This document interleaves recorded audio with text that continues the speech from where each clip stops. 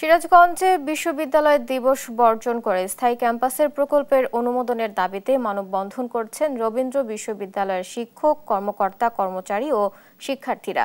এ নিয়ে আরও জানাতে এখন আমাদের সঙ্গে যুক্ত হচ্ছেন সহকর্মী শুভ কুমার ঘোষ। শুভ, মানববন্ধনে কি ধরনের দাবি তুলে ধরা হচ্ছে এবং প্রশাসনের পক্ষ থেকে কোনো প্রতিক্রিয়া পাওয়া গেছে কিনা এই বিষয়ে বিস্তারিত জানাবেন। বুবলি, আসলে কবিগুরু রবীন্দ্রনাথ ঠাকুরের নামে সিরাজগঞ্জের শাহজাদপুরে নির্মিত হয় রবীন্দ্রনাথ বিশ্ববিদ্যালয় বাংলাদেশ। কিন্তু পেরিয়ে গেছে কিন্তু 8টি বছর পেরিয়ে গেলেও আজ পর্যন্ত কোনো স্থায়ী ক্যাম্পাস কিন্তু পাননি এই বিশ্ববিদ্যালয় কর্তৃপক্ষ। যা নিয়ে আজকে কিন্তু এই বিশ্ববিদ্যালয় দিবসে যেটা উৎসব মুখর পরিবেশ থাকার কথা, সেই জায়গাটাতে তারা কিন্তু সেই উৎসব মুখর পরিবেশ বর্জন করে তারা কিন্তু আজকে কালো ব্যাজ ধারণ করেছেন। শিক্ষক, কর্মকর্তা, কর্মচারীরা নেমেছেন রাস্তায়। তারা কিন্তু বলছেন যে কেন একটা বিশ্ববিদ্যালয়ের শিক্ষককে রাস্তায় নামতে হয় একটা বিশ্ববিদ্যালয়ের স্থায়ী ক্যাম্পাসের জন্য। আপনি দেখতে পাচ্ছেন যে স্টুডেন্টরাও কিন্তু কালো ব্যাজ ধারণ করে বিভিন্ন রকম স্লোগান দিচ্ছেন। আমরা একটু এই বিষয়গুলো নিয়ে আসলে কথা বলবো এই বিশ্ববিদ্যালয়ের যিনি ভারপ্রাপ্ত প্রক্টর আছেন মোহাম্মদ নজরুল ইসলামের সঙ্গে। আপনি একটু জানবেন আসলে কি কি দাবি নিয়ে আজকে আপনারা এইভাবে শিক্ষকরা রাস্তায় নেমেছেন, একটু জানাবেন। যখন রবীন্দ্র বিশ্ববিদ্যালয় আইন পাশ হয় 2016 সালে, একাডেমিক কার্যক্রম 2017 সাল থেকে শুরু হয়।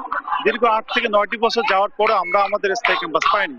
শিক্ষার্থীরা শিখবে কি? বিশ্ববিদ্যালয়ের শিক্ষার্থীরা শিক্ষা জীবন পূর্ণ করবে, একটি ক্যাম্পাস পাবে, আলো বাতাসে বড় হবে, পূর্ণাঙ্গ এটা মানসিকতা নিয়ে তারা চাকরি প্রিপারেশন নেবে, কম্পিটিশনে যাবে। কিন্তু আমরা তাদের শেখাচ্ছি কি? সংকীর্ণ পরিবেশে 4 দেয়ালের মাঝে বন্দি করে তাদেরকে আমরা শেখাচ্ছি। শাহজাদপুরের মতো একটি প্রান্তিক জায়গায় বসে আমাদের ভাড়া করা বিল্ডিং এ বসে ক্লাস করতে হচ্ছে, শিক্ষার্থীদের পাঠদান করতে হচ্ছে। রবীন্দ্র বিশ্ববিদ্যালয়ের ডিপিপি 7 বার সংশোধন করা হয়েছে, 8মবারের মতো সেটি সাবমিট করা হয়েছে। 7ই মে 2025 সালে থেকে প্রায় সকল উপদেষ্টা, মাননীয় উপদেষ্টাগণ সম্মত থাকলেও শুধুমাত্র পরিবেশ উপদেষ্টা সরজমিনে পরিদর্শন করতে চেয়েছেন। তিনি এসেছেন, দেখেছেন, তিনি কি লিখেছেন আমরা জানি না। আমাদের দাবি দুটি, আমাদের ডিপিপি যেভাবে 8মবারের মতো জমা দেওয়া হয়েছে ঠিক সেভাবে হুবহু বাস্তবায়ন করতে হবে। 2, আমরা পরিবেশ উপদেষ্টা পদত্যাগ চাই।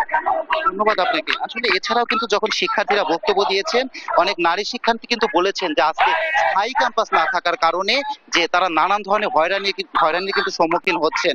নারীরা কিন্তু অবাধে যে ক্যাম্পাসে আসা যাওয়া, ক্লাস করা, সেই স্বাভাবিক কর্মকাণ্ড থেকে কিন্তু তারা সঠিকভাবে পরিচালনা করতে পারছেন না, এমনটাই কিন্তু জানিয়েছেন। এছাড়াও অসংখ্য কিন্তু সমস্যার কথা জানিয়েছেন। বুবলি, এই ছিল আসলে সিরাজগঞ্জের শাহজাদপুর থেকে রবীন্দ্র বিশ্ববিদ্যালয়ের অস্থায়ী একাডেমিক ভবন 3-এর সামনে থেকে আমার কাছে সর্বশেষ তথ্য।